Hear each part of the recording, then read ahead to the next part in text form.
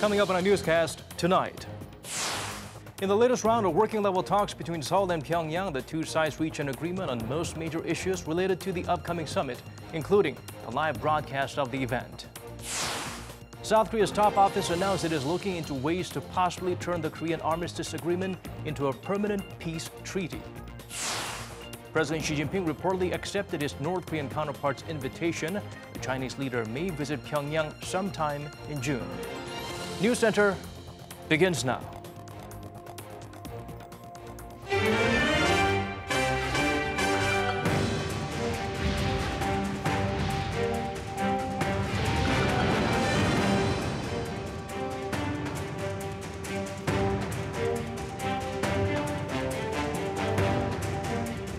It's 8 p.m. here in Korea, time for Arirang News Center, coming to you live from Seoul. Good of you to join us at this hour. I'm Daniel Choi. Working-level talks between the two Koreas to prepare for the 2018 Inter-Korean Summit took place today, and word has it the entire world will be able to witness the leaders of Seoul and Pyongyang meet for the very first time. Our Cha Sang-mi joins us live from the presidential office. Sang-mi, what can you tell us at this point?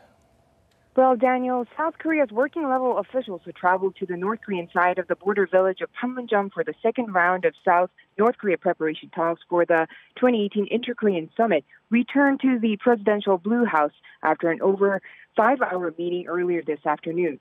Today's working-level talks were on security protocol and media coverage of the historic summit between South Korean President Moon Jae-in and North Korean leader Kim Jong-un next week.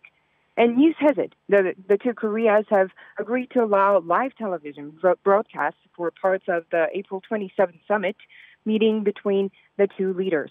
The presidential Blue House said live coverage will include important moments, such as when the leaders meet for the first time at the border truce village of Panmunjom, as well as other key events, but did not specify other parts of the meeting that will be broadcast live. The Inter-Korean Summit next Friday will only be the third meeting between the leaders of the two Koreas since the end of the 1950 to 1953 Korean War, and analysts view it as a crucial step in the global diplomatic push to resolve the North Korean nuclear standoff. It's also highly symbolic in that it will be the first summit ever to take place in the on the South Korean soil, and to be followed by the first ever summit between North Korea and the United States, expected for the end of May or early June. Seoul's top office said working-level officials from the two Koreas will hold additional meetings before the April 27th summit to fine-tune the details. Daniel? All right, thank you for those updates, Sang-mi. We appreciate it. Come next Friday, the historic meeting between President Moon Jae-in and North Korean leader Kim Jong-un will be held. Attention now shifts to the possibility of the establishment of peace on the peninsula as the two sides were divided following a war that ended in armistice. Kim Mo-kyun zooms in on this exciting development. At the upcoming Inter-Korean Summit, the presidential office of Cheong Wa Dae is looking for a way to achieve a peace treaty between the two Koreas. Hostilities in the Korean War ended not with a formal peace, but with an armistice, which means South and North are technically still at war. A high-level official said in the briefing on Wednesday that the South Korean government is looking into the possibility of a formal peace treaty. The official hinted that what could happen is that an agreement is reached between the two Koreas at the Inter-Korean Summit, and then a formal end to the Korean War is declared at the summit between the United States and North Korea. But the official underscored that this would need to be discussed thoroughly by all the parties directly involved. This announcement comes in response to comments made by President Trump during his 2 days of talks this week with Japanese Prime Minister Shinzo Abe, in which he said that the two Koreas are discussing an end to the Korean War. As for the main agenda of the summit, denuclearization, the chief of the National Security Office, Chung Eui-yong, announced on Wednesday that Seoul and Washington are considering ways to reward Pyongyang should it really decide to denuclearize. One of which is removing what North Korea says are its own concerns about its security. Chung was asked whether denuclearization could have different meanings to the different sides involved in the talks, but he said he doesn't see that as a case. Chung added that while there might be differences in terms of the details, when it comes to the big picture, Seoul, Washington, and Pyongyang do not see denuclearization that differently, so a nuclear-free peninsula is not an unreachable goal. Kim Mo-kyun, Arirang News. Talks to lay the groundwork for the first-ever Washington-Pyongyang bilateral summit are also fast developing. U.S. President Donald Trump made a number of intriguing comments regarding the matter. Lee Ji-won shares with us his remarks. Tuesday's headlines were filled with claims that U.S. President Donald Trump had direct talks with North Korean leader Kim Jong-un. The news came after Trump smiled and answered yes when asked by a reporter if he had spoken directly with Kim. But he quickly backtracked, saying let's leave it a little bit short of the highest level. President Trump was asked the question during the first day of the two-day summit with the Japanese Prime Minister Shinzo Abe at Trump's Mar-a-Lago resort in Florida. White House Press Secretary Sarah Sanders also clarified that the talks were not with Kim directly. What has been confirmed is that the U.S. did engage in direct talks with the North at extremely high levels, according to President Trump, but he did not specify which senior officials from Washington and Pyongyang have talked. He also mentioned that 5 locations are under consideration for the scheduled Washington-Pyongyang summit. No specific locations have been mentioned, but the United States is not among those being considered, said Trump. Amid heightened interest on the development of the summit talks, the U.S. leader stressed that it is the end result that is important. I really believe there's a lot of goodwill, a lot of good things are happening. We'll see what happens. As I always say, we'll see what happens. Because ultimately it's the end result that counts, not the fact that we're thinking about having a meeting or having a meeting. Just hours after Trump's comments, there was a report that CIA Director Mike Pompeo visited Pyongyang. Citing 2 people with direct knowledge of the trip, the Washington Post said the CIA chief went to Pyongyang over the Easter weekend to meet Kim Jong-un as Trump's envoy in an effort to lay the groundwork for the much-anticipated North Korea-U.S. summit. The Easter weekend was from March 31st to April 1st, not long after Pompeo had been nominated for Secretary of State. This would make Pompeo one of the most senior officials known to have visited Pyongyang in recent years, following the nation's intelligence chief, James Clapper, in 2014. But the CIA and the White House declined to comment on the matter. The intelligence agency has been in direct contact with the North in recent weeks.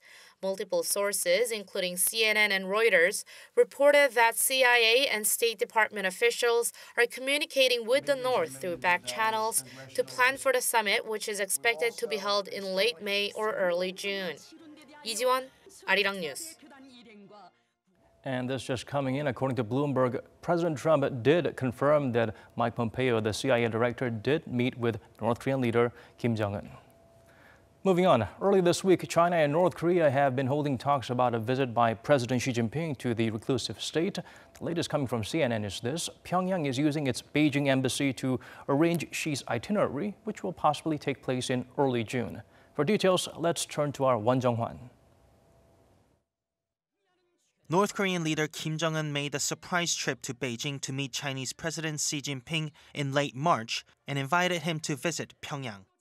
According to a recent report by CNN on Wednesday, Chinese President Xi Jinping has accepted the invitation and is preparing to visit North Korea.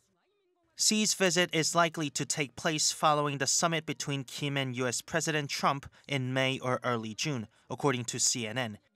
If the visit takes place, it will mark the first of its kind since 2012. Xi's possible trip to Pyongyang appeared to have been on the agenda of a weekend meeting between the North Korean leader and a visiting senior Chinese official. Song Tao, the chief of Beijing's International Liaison Department, arrived in Pyongyang last week, heading a performance art delegation. During Song's stay in Pyongyang, Kim met the official twice on Saturday and Wednesday. According to the regime's Korean Central News Agency, Kim told Song that the Chinese art troops' trip to Pyongyang helped strengthening ties between North Korea and China. Ahead a series of unprecedented diplomatic events, Pyongyang is seemingly also working on strengthening and underscoring its alliance with its most prominent ally, Beijing. Won Jung-hwan, Arirang News.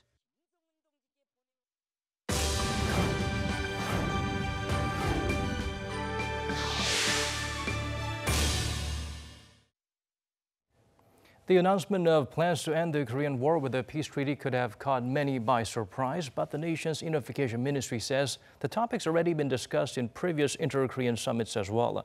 Through the latest historic meeting, Seoul hopes to work towards reaching some practical results and make a smooth transition to the Washington-Pyongyang summit. Woo Jung-hee has the full story. Are South and North Korea seeking to formally end the Korean War and settle on a peace treaty to replace the armistice agreement? That's what U.S. President Donald Trump's comment at Mar-a-Lago ahead of his talks with Japanese Prime Minister Shinzo Abe on Tuesday seemed to suggest. People don't realize the Korean War has not ended. It's going on right now, and they are discussing an end to the war. So, subject to a deal, they would certainly have my blessing, and they do have my blessing to discuss that.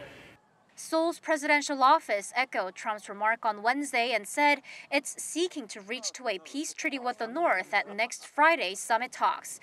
The announcement came as a surprise as the agenda to be discussed with the North Korean leader after over 10 years of frozen relations has remained vague. South Korea's Unification Ministry says previous agreements between Seoul and Pyongyang have already stipulated the issue of ending the Korean War, and through this opportunity, the South Korean government opts to realize that. South and North Korea have agreed on the issue of ending the Korean War in their joint declaration made on October 4, 2007.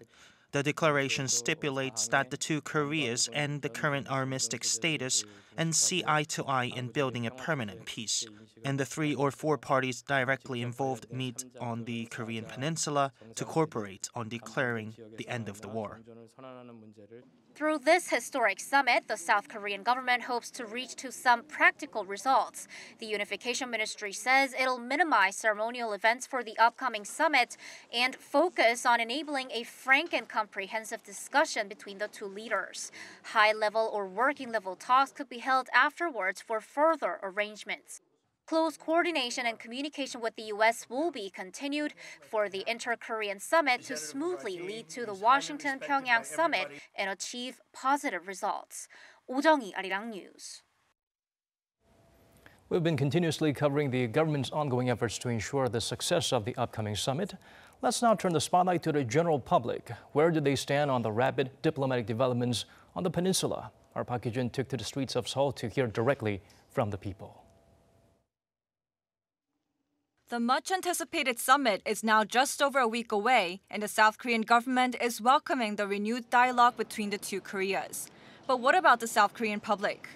According to a survey by the Korea Society Opinion Institute conducted between March 16th and 17th, a majority of South Koreans favored holding the inter-Korean summit. And when asked whether the talks would be productive, more than half of them said yes. I think it's great that the two Koreas are holding the summit. I'm hoping that South and North Korea will unite someday, and the renewed exchange will have a positive impact. Watching the two countries interact after a long standstill makes me feel like things are beginning to clear up. I'm very much in favor of the inter-Korean summit. Regardless of whether or not there is a favorable outcome, embracing them will someday lead to unification. I support the government for making such an effort to resume the talks. South Koreans generally appear to have positive opinions on holding the inter-Korean summit, but on whether the talks will have the desired outcome of bringing North Korea to denuclearize, they're not so sure. In a survey of over 1,000 respondents by Gallup Korea from March 13th to March 15th, more than half the respondents said they think North Korea will not give up its nuclear weapons. Only 22% said it will eventually.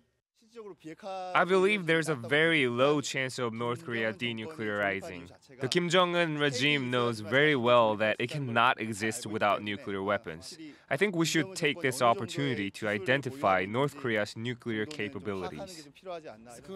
It's hard to know for sure, but I'm skeptical about whether North Korea will change its attitude, which is why I'm not so supportive of the inter-Korean summit. And aside from denuclearization, people also wished for the talks to lead to further discussions on other important issues, including restarting the Kaesong Industrial Complex and Kumgangsan mountain tours. But a more urgent issue for the public is conducting reunions for separated families, as it's a matter where time is of the essence. Park Hee-jun, Arirang News.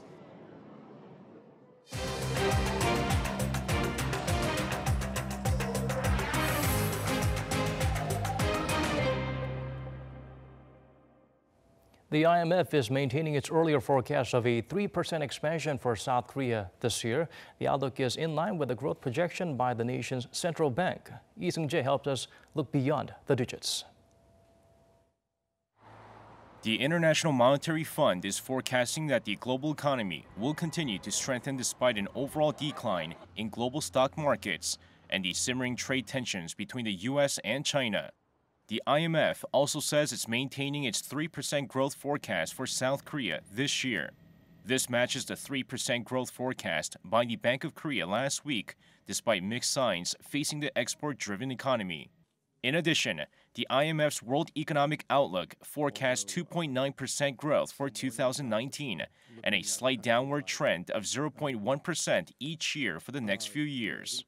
This comes as the nation's economy grew 3.1% last year, accelerating from the previous year's 2.8% growth on the back of robust exports and a recovery in private spending. Meanwhile, the global economy as a whole is expected to expand 3.9% in 2018, unchanged from its earlier forecast, with the IMF also predicting the same level of growth for the following year. The growth forecast is the fastest pace since 2011, with every major economy expected to grow for a second year in a row, supported by strong momentum, favorable market sentiment, accommodative financial conditions, and the domestic and international repercussions of expansionary fiscal policy in the U.S. Despite the rosy outlook, the IMF warned that rising U.S.-China trade tensions threatened to damage the steady global growth picture, but added there was still time for the world's two largest economies to step back from the brink. Lee Jae-in, Arirang News. Over at the nation's top office, the second meeting of the Anti-Corruption Policy Consultation Council, headed by President Moon Jae-in, was held. During the session, the government announced a 5-year plan to fight graft. 반부패 개혁은 한 달, 두 달, 또 1년, 2년에 끝날 일이 아니라 우리 정부 임기 내내 계속해야 할 일입니다. 부패 척결은 국민의 지지와 참여가 있어야만 성공할 것입니다. The Anti-Corruption and Civil Rights Commission's measure mainly involves establishing organizations that are monitored by the public, broadening the definition of the act itself, corruption, in the public sector, and developing a system to ensure that managers in private companies follow the law. It also contains stronger punishment for bribery, influence peddling, embezzlement, and malpractice. The Commission says that by the year 2022, it aims to raise Korea's anti-corruption ranking to the world's top 30. A Seoul court approved a request from prosecutors to put a freeze on assets belonging to Lee Myung-bak, who has been indicted on corruption charges. The former leader will not be able to conduct any financial transactions while the freeze is in effect, which would presumably be until the case is closed. The decision affects $10.4 million worth of his financial assets, which is equal to the amount of bribes the disgraced leader is accused of receiving from private firms and the National Intel Agency. He was arrested in March and was indicted last week on 16 charges, including bribery, embezzlement, and abuse of power. Abuse of power by those higher in the pecking order, the huge income gap, and the different starting points in life of the privileged and the less privileged. These are some of the phenomena highlighted following reports of unruly behavior by the children of the country's wealthiest families. Kim Hye-sung sheds light on this trend that continues to remain unchanged. The antiques of Korea's wealthy business families are making headlines again. Korean Air Senior Vice President Cho Hyun-min, daughter of the parent company's chairman, is under police investigation after throwing a tantrum and allegedly throwing a bottle of water at a business meeting. The alleged incident came to light just a few days after her elder sister Cho Hyun-ah, who infamously delayed a flight back in 2014 because her macadamia nuts were served in a bag, not on a dish, made a comeback as the chief of the parent company's hotel business. It's another reported case of the heirs to Korea's family-run conglomerates or chaebols abusing their subordinates and subcontractors. Chaebol management is often called emperor management because decision-making is top-down and leadership is passed down to their children. Unlike the first generation who were self-made businessmen, their children grow up like princes and princesses.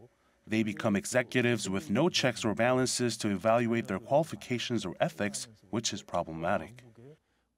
According to a 2015 survey by CEO Score, the third and fourth generations of the top 30 Korean conglomerates had become executives after an average of 3.5 years with the company. Usually less than 1% of employees would rise to an executive position, and only after more than 2 decades of service. Misconduct by Chaebol owners is even given its own term, owner risk, as it leads to a fall in stock prices, profits, and hurts the company's image. Public outrage and calls for change are growing as technological advances like smartphone recordings and social media can record and quickly spread news of their wrongdoings. I heard about the scandal. I think it's a problem with the parents' education.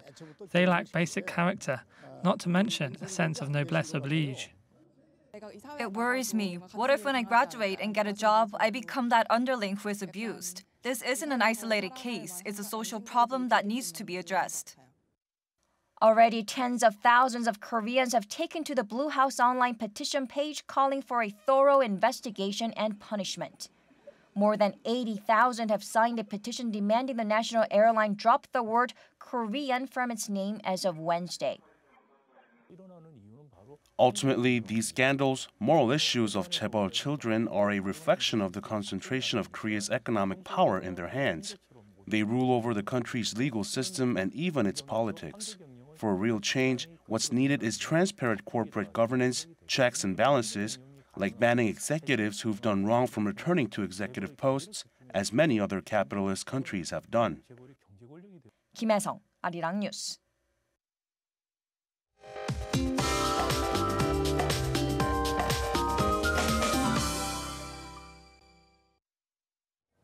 Time to turn to Michelle Bach at the Weather Center for the updates you need. Michelle, it's perfect weather for an outing, but unfortunately the dust in the atmosphere is forcing us to shut our doors and windows and stay at home. Hope it gets better soon. Well, Daniel, the air is still very dusty in some parts of southern areas. And currently more yellow dust is flowing in from China, so tomorrow the concentration of fine dust will increase again in the Midwest area, including Seoul. And depending on the airflow, the nation's air quality will change tomorrow, so keep updated with the levels. The air will be hazy, but the sky will be clear from the influence of high pressure front, and the daily highs in the nation will be very warm, and so will be the surrounding countries. Let's take a look at the morning readings, and Seoul will begin the day with 7 degrees Celsius. Daegu and Gyeongju are at 8 and 7 degrees. By the afternoon, Seoul will reach up to 20 degrees, while Gwangju makes up into the mid-20s. Busan peaks up to 20 degrees. The weather will continue to be sunny all week, so the temperature will keep on rising, hitting the highs of up to 25 degrees Celsius by Friday in Seoul, that is, now, which is about 6 degrees higher than the usual. Over on Sunday, there will be spring showers all over the country, and the unseasonably high temperatures will fall. I'll leave you with the weather conditions around the world.